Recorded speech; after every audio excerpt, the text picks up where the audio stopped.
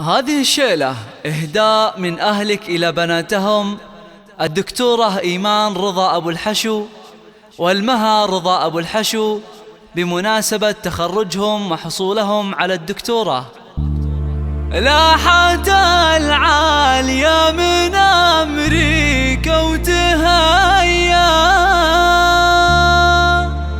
فخرنا بقدومك والراس عالي ومرحبا ويا مسهلا ومليون حيا والف مبروك التخرج والمعالي.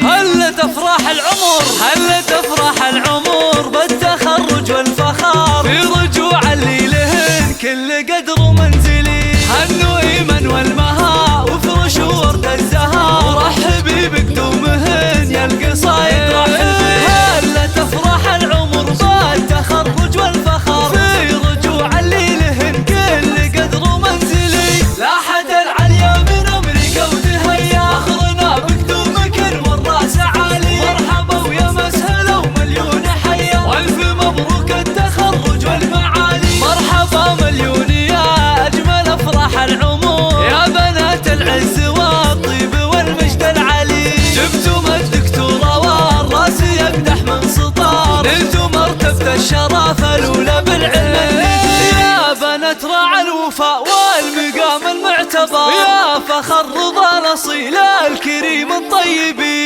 أم مساعد أمكم فرحها مثل المطار الكريمة الطيبة بنت عز ومنسبي. لاحت العليا من أمريكا وتهيا فخرنا بقدومك والراس عالي مرحبا ويا مسهلا ومليون حيا والف مبروك التخرج والمعالي. واقبلي بالعز كله يا إيمان الفخر وتستحق المدح يا أم الجمال اليوسفي.